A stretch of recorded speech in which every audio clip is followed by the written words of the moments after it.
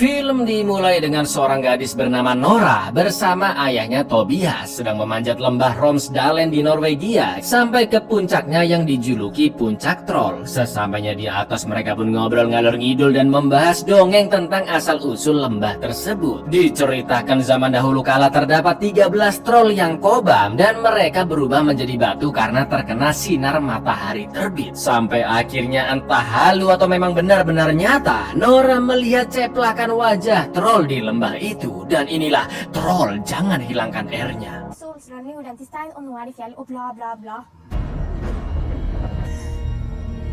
Og i lyset 20 tahun kemudian di pantai Atlantik sisi Norwegia bagian barat laut, Nora yang sudah menjadi profesor paleontologi ternama atau ahli dalam bidang perfosilan bekerja selama 6 bulan lamanya untuk mencari fosil dinosaurus yang dipercaya ada di sekitar sana. Semua timnya sudah mulai menyerah sedangkan Nora masih terus menggali karena dia sangat yakin fosil yang dicarinya benar-benar ada. Sampai akhirnya kerja keras Nora tidak sia-sia, dia benar-benar berhasil menemukan tulang belulang dinosaurus tersebut. Di lain sisi tempat para pekerja proyek sedang membangun jalur kereta yang melewati Gunung Dovre, terlihat masyarakat sekitar berdemo karena para pekerja dianggap telah merusak alam. Jelas mereka nggak peduli dan peledakan gunung terus dilakukan. Lalu tiba-tiba saat mengecek ke dalamnya terdengar raungan yang sangat mengerikan dan yang terjadi karena terjadi getaran hebat, markas angkatan bersenjata Norwegia pun mengirimkan 2 pesawat tempur untuk mengecek gunung tersebut. Terlihat lubang besar yang sangat janggal, juga ada beberapa cekungan besar di tanah yang kalau diperhatikan lur sangat mirip dengan jejak kaki raksasa. Merasa ada sebuah ancaman mengerikan, jenderal pun meminta pasukannya untuk menjemput seorang ahli yang bisa meneliti insiden itu, yang tak lain tak bukan adalah Nora. Singkat cerita, sesampainya di Oslo, Nora bertemu dengan penasehat Perdana Menteri bernama Andreas yang langsung membawanya ke sebuah ruangan penuh dengan para pejabat negara dan ahli-ahli lainnya. Di sana mereka membahas penyebab lubang besar dan juga cekungan yang terjadi di gunung. Ada yang berteori karena resapan air lah, gas metana bawah tanah lah. Namun dengan santainya Nora mengatakan jika siapapun bisa menyimpulkan jika cekungan itu adalah sebuah jejak kaki. Meskipun tidak ada makhluk sebesar itu di ilmu paleontologi, tapi Nora yakin itu pasti jejak kaki. Beberapa orang di sana pun menertawakan Nora, namun tiba-tiba salah satu hacker di sana bernama Sigrid menunjukkan sebuah video sangat mengerikan yang berhasil diretas dari salah satu handphone pengunjuk rasa, di mana terdengar sangat jelas suara raungan yang disusul hancurnya terowongan kereta dan batu-batu pun berhamburan mengenai orang-orang.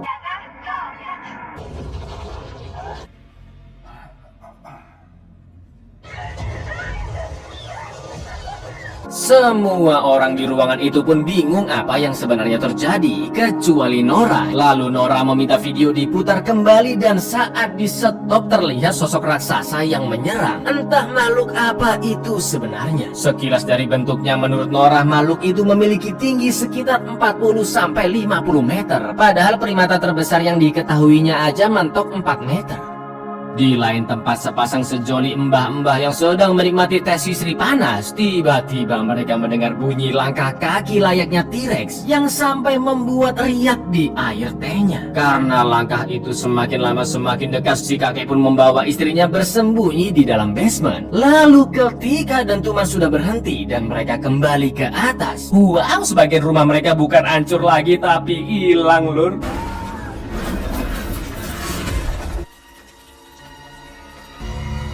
Karena dilaporkan terdapat pergerakan aneh di daerah mbah-mbah tadi, Nora pun diperintahkan menjadi penasehat ilmiah dan akan mengecek ke TKP bersama Andreas menggunakan helikopter. Mereka pun akhirnya sampai di rumah mbah-mbah dan disambut oleh Kapten Christopher Holm sebagai komando operasi khusus. Setelah diselidiki, Chris mengatakan jika ada sesuatu yang berjalan sejauh 20 km ke arah pegunungan di selatan. Kedua mbah-mbah tadi pun ditanyai kesaksiannya dan sang suami mengatakan jika situasi mendadak gelap, seakan-akan rumah mereka tertutupi bayangan gunung yang sedang bergerak. Sang istri juga sangat yakin mendengar suara raungan yang membuatnya menjadi sedih. Men av naturkraft bare stormer nedover dalen her.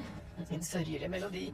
Det gjorde meg fryktelig trist. Setelah itu Nora mengecek cekungan yang diduga jejak telapak kaki menggunakan sinar ultraviolet, tapi tidak ditemukan jejak-jejak biologis. Lalu Nora, Andreas, dan Chris pun mencoba mendatangi daerah pegunungan 20 km ke selatan karena jejak terakhir berhenti di sana. Dengan teknologi pemindai termal, Chris tidak menemukan tanda-tanda kehidupan dan Nora pun berkesimpulan bisa jadi makhluk itu berkamuflase. Karena dengan sosok raksasanya tidak mungkin dong dia hilang begitu saja. Lalu Nora pun minta diantarkan menuju suatu gubuk kumuh yang ternyata ayahnya Tobias tinggal sendirian di sana. Usut punya usut, ayahnya adalah profesor dialek asli dan folklore yang menurut Wikipedia folklore itu meliputi cerita rakyat, legenda, dongeng, sejarah, dan lain-lain.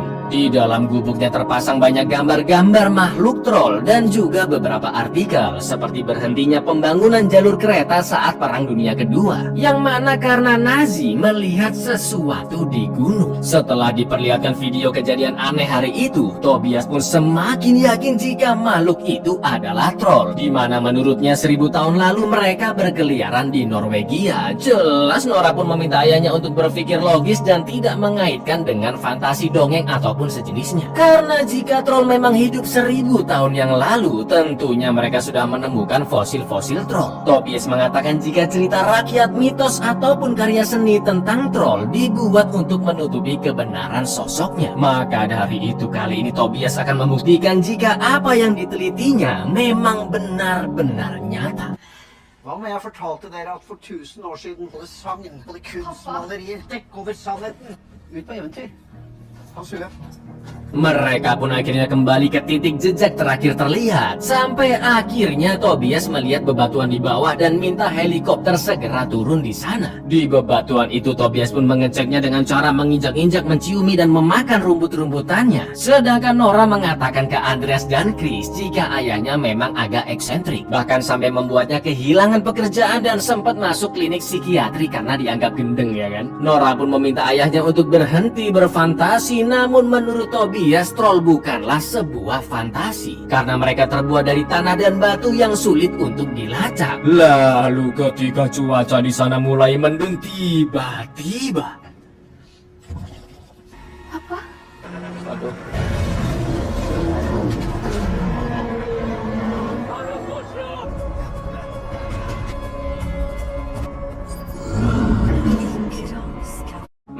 Kan betapa besar dan mengerikannya troll yang ternyata selama ini benar-benar ada. Sesampainya di camp militer, mereka pun zoom meeting bersama para pejabat yang tentunya Tobias dimaki-maki dan dianggap tidak waras karena menganggap makhluk itu adalah troll. Maka dari itu Perdana Menteri pun menyerahkan seluruh operasi kepada militer. Nora pun memohon kepada Chris agar diizinkan pergi ke lokasi troll untuk pengamatan lebih lanjut. Untungnya Chris masih berbaik hati mengizinkan mereka dan sekompi tentara pun langsung menuju TKP. Vi skal ikke gå i veien.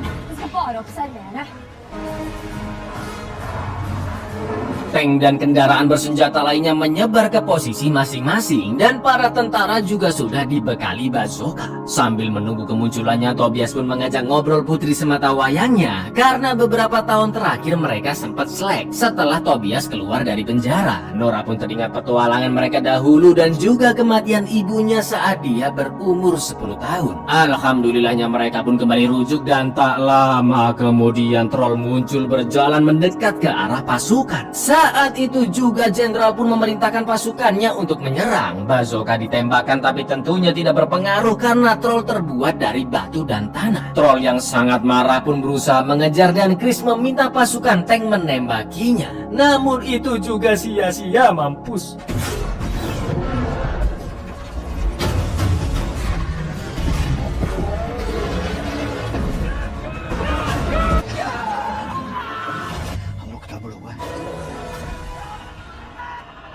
Dengan nekatnya Tobias berusaha mengajak troll berbicara dan ternyata cara itu bisa menenangkannya. Tapi tiba-tiba salah satu tank menembak dari jauh yang langsung membuat troll sangat murka dan tanpa sengaja menendang Tobias.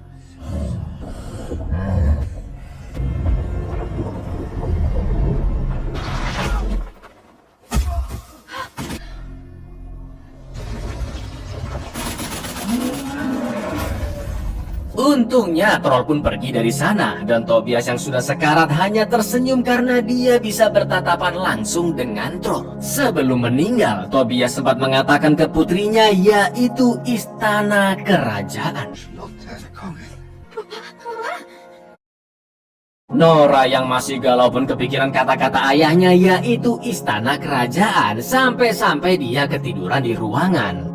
Lalu keesokan paginya Chris pun mengabarkan bahwa troll terlacak berhenti di sebuah lembah dan serangan udara akan segera diluncurkan. Meskipun dongeng mengatakan jika troll tidak tahan matahari, tapi ternyata itu salah karena jelas-jelas mereka melihat troll terbangun di siang hari. Setelah mengecek-ngecek buku catatan ayahnya, Nora menemukan sebuah foto gereja dengan batu besar di depannya. Melihat itu, Nora pun langsung melapor ke para pejabat bahwa kemungkinan troll tidak bisa mendengar suara lonceng karena mitos kuno mengatakan bahwa troll pernah melempar batu ke arah gereja. Loh ya, langsung diketawain salah satu pejabat karena omongan Nora semakin tidak masuk akal. Namun Kapten Chris membantunya karena terbukti troll kebal dengan senjata-senjata modern sekalipun. Dan setelah dipikir-pikir, Perdana Menteri akhirnya setuju melakukan cara yang tidak biasa. Tak lama kemudian Sigrid melacak troll yang terus berjalan ke tenggara, di mana sebentar lagi dia akan sampai ke sebuah tempat wisata di daerah Lillehammer.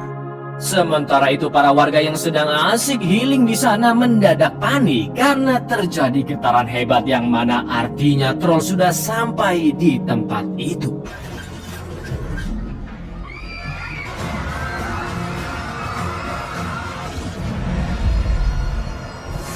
Dari kejauhan terlihat 4 helikopter yang mendekat dengan membawa lonceng. Mereka pun terus mengelilingi troll sambil membunyikan lonceng dan ternyata benar cara itu berhasil. Troll merasa terganggu dengan suara yang mendengung di kepalanya, namun dia masih bisa melawan balik. 3 helikopter pun dihancurkan dan ketika salah satunya akan menimpa seorang bocil, anehnya troll membantu menyelamatkannya. Tersisa 1 helikopter yang ditumpangi oleh Nora, Andreas, dan Chris yang langsung menjauh dari troll.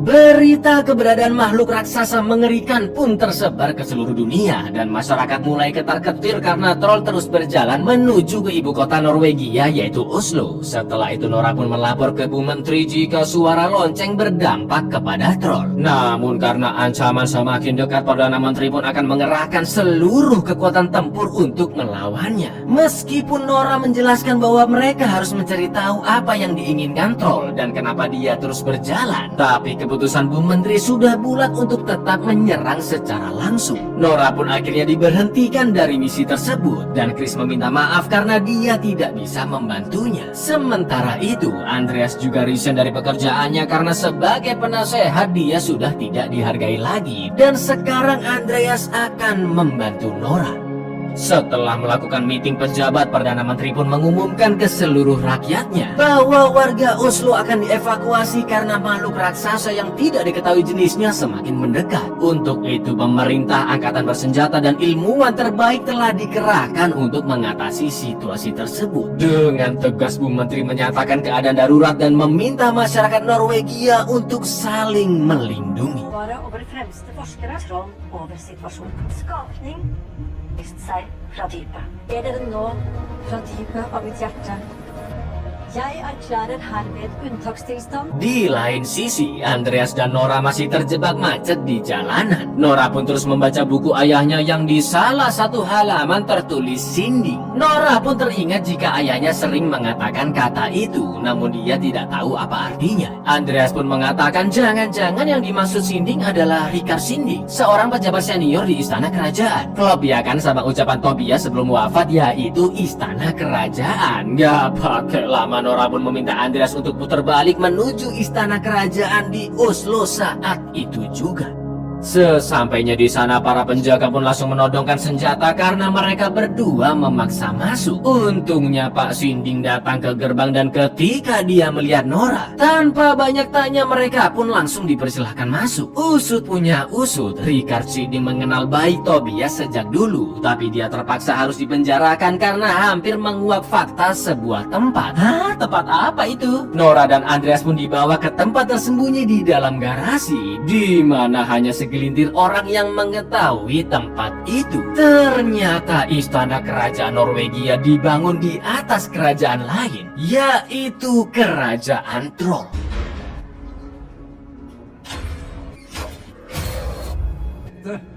Sinding pun menjelaskan bahwa dahulu kala pada tahun 1000-an Raja Norwegia bernama Saint Olaf membinasakan kaum troll saat kristenisasi Norwegia karena dianggap tidak sesuai dengan keyakinan baru tersebut. Namun ada satu anak troll yang diselamatkan dan sengaja dipenjara ke dalam Gunung Dovre lalu dibiarkan mati. Namun sayang ternyata troll itu masih hidup sampai sekarang, ya kan? Nora pun berkesimpulan jika troll terus berjalan ke pusat kota karena ingin kembali pulang ke rumahnya atau ke kerajaannya. Sampai akhirnya ketika Nora mengecek tulang-tulang di sana dengan ultraviolet, terlihat tulang yang berubah menjadi batu. Itu artinya dongeng masa kecil benar adanya. Troll bisa berubah menjadi batu jika terkena matahari. Nora pun sadar jika troll bisa terbangun di siang hari sebelumnya karena saat itu cuaca lagi mendung. Renset Olaf med hellige navnet for alt som ikke passet. Prøver å finne veien tilbake til slottet sitt. Han vil hjem.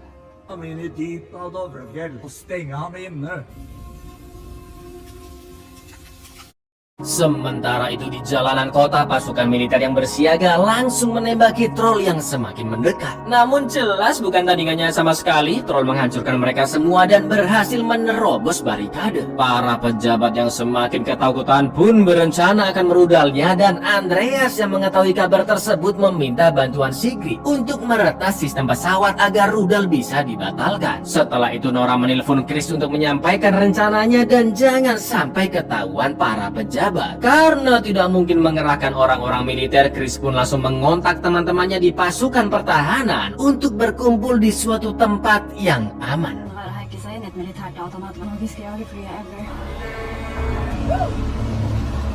Assalamualaikum. Waalaikumsalam brorsan. Jag är inkommandes fiende så eländas om 10 minuter.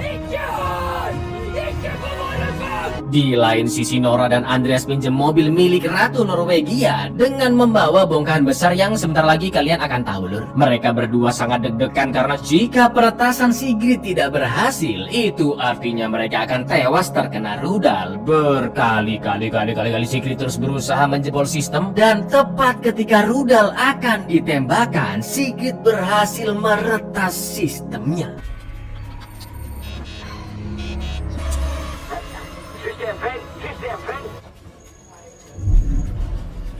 Skjer ingenting? Hvorfor skjer ingenting? Tak lama kemudian sang monster troll pun datang dan dengan nekat Nora melajukan mobil ke arahnya untuk memancing troll. Karena ternyata yang dibawanya adalah tengkorak keluarganya dan tentu melihat itu troll pun sangat-sangat murka. Tapi tiba-tiba halah, talinya putus dan tengkoraknya jatuh dong. Troll pun mengambil tengkorak keluarganya dan bergumam menunjukkan rasa sedihnya. Lalu ketika dia ngaca di jendela gedung tanpa sengaja kaca dipecah sampai-sampai tengkorak pun terjatuh hingga hancur. Melihat itu troll langsung meraung sangat keras lalu menatap mobil Nora dengan penuh dendam. Dan yang terjadi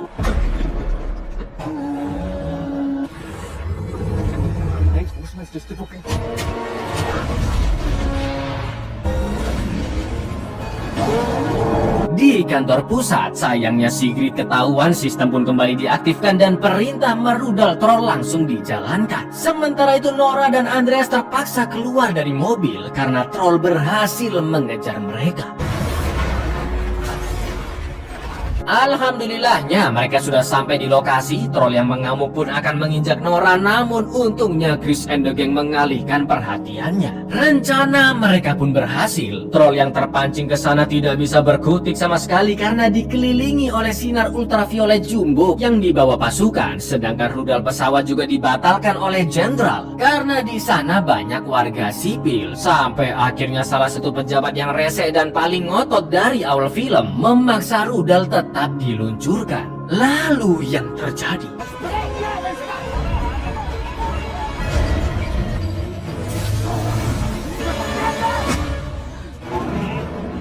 Mamam, pukul aja Grid, bagus. Chris dan yang lainnya pun bersorak-sorai karena troll yang kepanasan benar-benar tidak bisa bergerak. Tapi tiba-tiba mendengar raungannya yang kesakitan, Nora langsung mencopot semua power ultraviolet seperti ayahnya. Kali ini Nora mengajak ngobrol troll dan memintanya segera kembali ke gunung. Karena sebenarnya troll tidak pernah menyerang umat manusia dan justru manusialah yang menjadi ancaman baginya, ya kan? Troll yang tahu telah diselamatkan Nora pun hanya terdiam seolah-olah mengerti kebaikan hatinya. Namun naasnya fajar telah tiba, matahari pun mulai terbit yang akhirnya menyinari troll hingga dia berubah menjadi batu.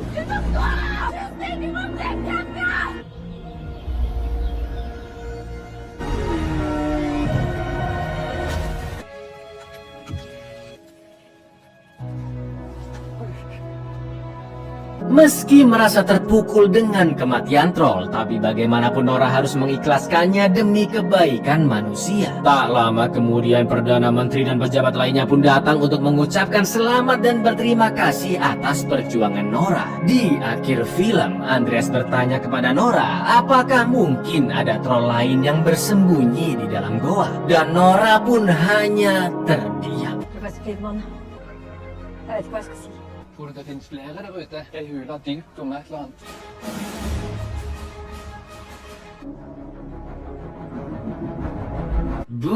Belum selesai lur, masih ada sedikit lanjutannya di mid credit scene. Yang bisa jadi itu adalah easter egg bahwa film ini ada sequelnya. Ingat kan ada lubang besar tempat keluarnya troll tadi lur? Ternyata di dalam gunung Dovre tersebut masih ada troll lain yang suara raungannya terdengar lebih mengerikan.